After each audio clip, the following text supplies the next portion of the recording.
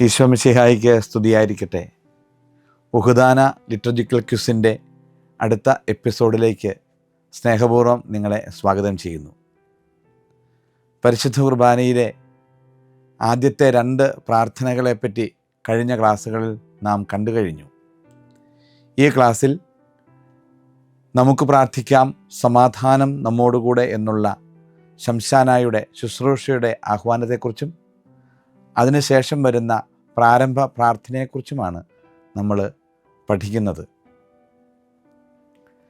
Syro Malabar സഭയെ ഉൾപ്പെടുന്ന പൗരസ്ത്യ സുറിയാനി ആരാധനാക്രമ കുടുംബത്തിൽ ശംശാനമാരാണ് ശുശ്രൂഷികളുടെ സ്ഥാനം നിർവഹിച്ച് വന്നിരുന്നത്. ശംശാന എന്നത് സഭയിലെ ഒരു പട്ടസ്ഥാനമാണ്, തിരുപ്പട്ടമാണ്. സഭയിൽ ചെറിയ പട്ടങ്ങളും വലിയ പട്ടങ്ങളുമുണ്ട്. അതിൽ 3 വലിയ പട്ടങ്ങളാണ്. വലിയ പട്ടങ്ങൾ ശംശാന, കശീശ, എപ്പിസ്കോപ്പ, അതായത് ഡീക്കൻ, പുരോഹിതൻ, മെത്രാൻ. ഇതിൽ ഒന്നാമതായി നമ്മൾ കാണുന്നത് അല്ലെങ്കിൽ മനസ്സിലാക്കുന്ന പട്ടത്തിൻ്റെ സ്ഥാനമാണല്ലോ ശംശാനപ്പട്ടം. ശംശാനപ്പട്ടം സ്വീകരിക്കുന്നത് പരിശുദ്ധ കുർബാനയിൽ ലേഖനം ഔദ്യോഗികമായി വായിക്കുന്നതിനും മറ്റ് ആരാധനാക്രമ ശുശ്രൂഷകൾ നടത്തുന്നതിനും വേണ്ടിയാണ്. ശംശാനപ്പട്ടം സ്വീകരിച്ച വ്യക്തിയാണ് പൗരസ്ത്യ സുറിയാനി ആരാധനാക്രമ പാരമ്പര്യത്തിൽ പരിശുദ്ധ കുർബാനയുടെയും മറ്റു കൂദാശകളുടെയും അർപ്പണത്തിൽ കാർമ്മികനെ സഹായിക്കുന്നത് അല്ലെങ്കിൽ ശുശ്രൂഷികൾ ആകുന്നത്. എങ്കിലും നമ്മുടെ സഭയിൽ സ്ഥിരമായി ശംശാനപ്പട്ടം സ്വീകരിച്ച് നിലനിൽക്കുന്ന സഭാ ശുശ്രൂഷികൾ ഇപ്പോൾ നിലവിലില്ലാത്തതിനാൽ പ്രസ്തുത സ്ഥാനം നമ്മൾ സാധാരണ അൽമായ വിശ്വാസികൾക്ക് കൈമാറാറുണ്ട്. അതുകൊണ്ടാണ് പരിശുദ്ധ കുർബാനയിൽ ശംശാനമാർ ചെയ്യേണ്ട ആ റോളിൻ്റെ സ്ഥാനത്ത് ശുശ്രൂഷികൾ, ശംശാനായുടെ കൃത്യമായ മലയാളമായ ശുശ്രൂഷ ചെയ്യുന്നവൻ, ശുശ്രൂഷി എന്ന് എഴുതിയിരിക്കുന്നത്.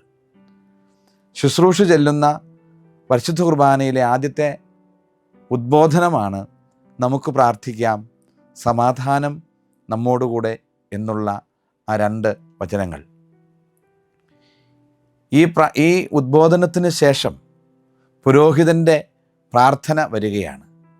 പുരോഹിത പ്രാർത്ഥനയിൽ ശ്രദ്ധാപൂർവം ദൈവജനം നിൽക്കണമെന്നും അതിൻ്റെ അർത്ഥം ഗ്രഹിച്ച് ആ പ്രാർത്ഥനയ്ക്ക് മറുപടിയായി ആമേൻ പറയണമെന്നുമുള്ള ഉദ്ബോധനമാണ് ഈ പ്രബോധനത്തിലൂടെ ശുശ്രൂഷി ശംശാന നൽകുന്നത്. നമുക്ക് പ്രാർത്ഥിക്കാം. ഇനി വരുന്ന പ്രാർത്ഥനയ്ക്ക് ഒരുക്കമായി അദ്ദേഹം ചൊല്ലുന്നു. അതിനുശേഷം സമാധാനം നമ്മോടുകൂടെ എന്ന വാക്കാണ് അദ്ദേഹം ഉപയോഗിക്കുന്നത്.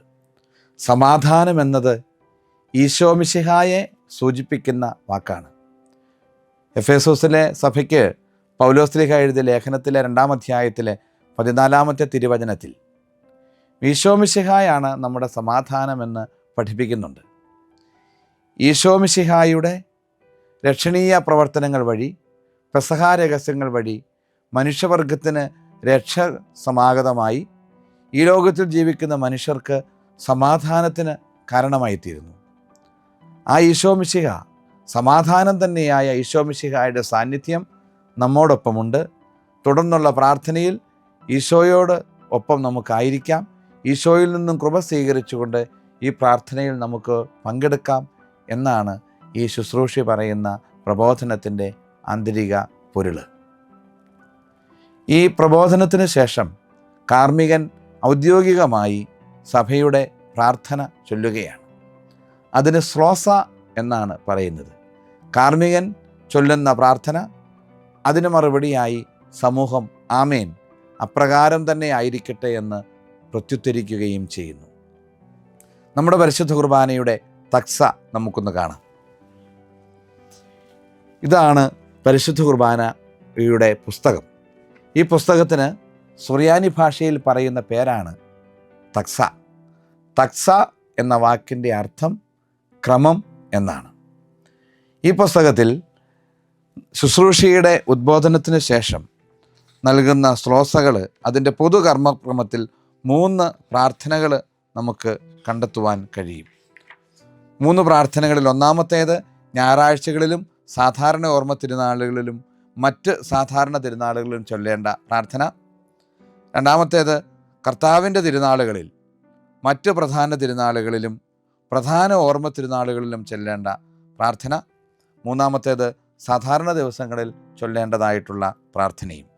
ഇത് 3ഉം ടെക്സ്റ്റിൻ്റെ കർമ്മക്രമത്തിൽ നമുക്ക് നൽകിയിട്ടുണ്ട്. ഇതിൻ്റെ പ്രധാനമായ അർത്ഥം, ഇതിന് ശേഷം വരുന്ന ഈ ദിവ്യരഹസ്യങ്ങളുടെ പരികർമ്മത്തിന് ഞങ്ങളെ യോഗ്യരാക്കണമേ എന്നാണ് ഈ പ്രാർത്ഥനയുടെ ഉള്ളടക്കം. കർത്താവിൻ്റെ നാമത്തിൽ ഉറച്ചു വിശ്വസിക്കുന്ന ഞങ്ങൾ, ആ വിശ്വാസം പരമാർത്ഥതയോടെ ഏറ്റുചെയ്യുന്ന ഞങ്ങളെ ശക്തരാക്കണമേ. ആത്മാവിനെയും ശരീരത്തെയും പൗത്രീകരിക്കുന്ന ഈ ദിവ്യരഹസ്യങ്ങൾ വിശുദ്ധിയോടെ ഞങ്ങൾ പരികർമ്മം ചെയ്യട്ടെ. നിർമ്മല ഹൃദയത്തോടും വിശുദ്ധ വിചാരങ്ങളോടും കൂടെ ഞങ്ങൾ അങ്ങേക്ക് പുരോഹിത ശുശ്രൂഷ ചെയ്യുകയും അങ്ങ് കനിഞ്ഞു നൽകിയ രക്ഷയെപ്പെടുത്തി നിരന്തരം അങ്ങയെ സ്തുതിക്കുകയും ചെയ്യട്ടെ.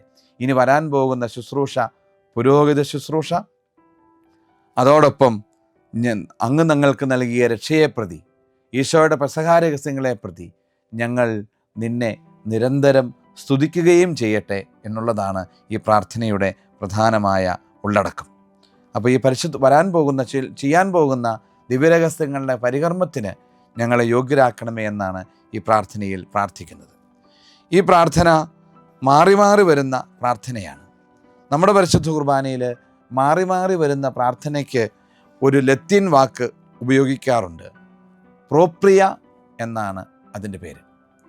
നമ്മുടെ പുരാതനമായ സുറിയാനി മൂലത്തിൽ കുറച്ച് പ്രാർത്ഥനകൾ മാറി മാറി വരുന്നതായി നമുക്ക് കണ്ടെത്തുവാൻ സാധിക്കും. ആ സുറിയാനി മൂലത്തിൽ നിന്നും റോമിലെ പൗരസ്ത്യ സഭകൾക്ക് വേണ്ടിയുള്ള കാര്യാലയം അത് സുറിയാനിയിൽ നിന്നും ലത്തീനിലേക്ക് ഭാഷാന്തരം ചെയ്ത് സുപ്ലിമെന്തും മിസ്റ്റേരിയോരും എന്ന പേരിൽ നമുക്ക് നൽകിയിട്ടുണ്ട്. അതിൽ നിന്നുമാണ് നമുക്ക് മലയാളത്തിലേക്ക് ട്രാൻസ്ലേറ്റ് ചെയ്ത് പണ്ട് എടുത്തിരുന്നത്. ഇപ്പോൾ സുറിയാനി അറിയാവുന്നവരുള്ളതുകൊണ്ട് നേരിട്ട് സുറിയാനിൽ നിന്നും മലയാളത്തിലേക്ക് ഭാഷാന്തരം ചെയ്തെടുക്കാനായി സാധിക്കുന്നു. അങ്ങനെ സുപ്ലിമെന്തും മിസ്റ്റേരിയോരും വഴി നമുക്ക് ലഭിച്ചിരിക്കുന്ന കുറേ പ്രാർത്ഥനകളും സിറോ മലബാർ സഭയുടെ സൂനഹദോസ് സിനഡ് നമുക്കായി നിശ്ചയിച്ച് തന്നിരിക്കുന്ന കുറേ പ്രാർത്ഥനകളും ചേർന്നാണ് പ്രോപ്രിയ പ്രാർത്ഥന നമുക്കുള്ളത്. അതിൽ സിനഡ് നിർണയിച്ച പ്രാർത്ഥനകൾ, ഒന്നാമത്തെ നമ്മളിപ്പോൾ കണ്ട ഈ പ്രാരംഭ പ്രാർത്ഥന, സ്വർഗസ്ഥനായ പിതാവേ എന്നത് കർത്തൃപ്രാർത്ഥനയ്ക്ക് ശേഷമുള്ള പ്രാരംഭ പ്രാർത്ഥന. പിന്നീട് കാറോസൂസ പ്രാർത്ഥനകൾ, കാറോസൂസ പ്രാർത്ഥനയുടെ അവസാനമുള്ള ശ്ലോസ, ഏറ്റവും അവസാനത്തെ 2 കൃതജ്ഞതാസ്തോത്ര പ്രാർത്ഥനകൾ, കുർബാനയുടെ അവസാനത്തിൽ കാണുന്ന 2 കൃതജ്ഞതാസ്തോത്ര പ്രാർത്ഥനകൾ, അതിനുശേഷം വരുന്ന സമാപന ആശീർവാദം. ഇത്രയും പ്രാർത്ഥനകൾ സിറോ മലബാർ സഭയുടെ സിനഡാണ് ഇത് രൂപവൽക്കരിച്ചത്. എന്നാൽ സങ്കീർത്തനമാല, മർമീസായും സങ്കീർത്തനവും അതിനുശേഷം വരുന്ന മധുബഹാഗീതം, ഓനീസാദ് കങ്കെ, ശൂറായ പ്രകീർത്തനം, അമ്പരവനവരതം, പിന്നീടുള്ള ഹല്ലേലൂയ ഗീതം, സൂമാറ, ഓനിസാദ് റാസ എന്നുള്ള ദിവ്യരഹസ്യ ഗീതം, അത് കർത്താവിൽ ഞാൻ ദൃഢമായി ശരണപ്പെട്ടു എന്നുള്ള സാധാരണ പാടുന്നത്. പിന്നീട് ദിവ്യകാരുണ്യ ഗീതം ഓനിസാദ് വേമ, അനുഗീതം ഓനിസാദ് വാത്തെ. ഇത്രയും കീർത്തനങ്ങൾ പുരാതനമായ പാരമ്പര്യത്തിൽ സുറിയാനിയിൽ നിന്നും നമ്മൾ ഭാഷാന്തരം ചെയ്ത് ഉപയോഗത്തിൽ വരുത്തിയിട്ടുള്ളതുമാണ്. നമ്മുടെ ആരാധനാക്രമ പുസ്തകത്തിൽ പരിശുദ്ധ കുർബാനയുടെ തക്സയുടെ പുറകിലായി ഈ പ്രാർത്ഥനകളെല്ലാം ഓരോ കാലത്തിനനുസരിച്ചും ഓരോ തിരുനാളുകൾക്കനുസരിച്ചും നൽകിയിട്ടുണ്ട്. കാലത്തിൻ്റെ ചൈതന്യം ഉൾക്കൊള്ളുന്ന ഈ പ്രോപ്രിയ പ്രാർത്ഥനകൾ നമുക്ക് പരിശുദ്ധ കുർബാനയിൽ ഉപയോഗിച്ച് പ്രാർത്ഥിക്കുവാനായി സഭ നൽകിയിട്ടുമുണ്ട്. ഇതാണ് പ്രോപ്രിയ പ്രാർത്ഥനകളെ പറ്റി പൊതുവായി നമുക്ക് മനസ്സിലാക്കുവാൻ ആഗ്രഹിക്കുന്നത്. ഇനി ഓരോ പ്രാർത്ഥനകൾ വരുമ്പോൾ അതിൻ്റെ അർത്ഥം ആ സമയത്ത് ക്ലാസ്സുകളിലൂടെ നിങ്ങൾക്ക് നൽകുന്നതും ആയിരിക്കും.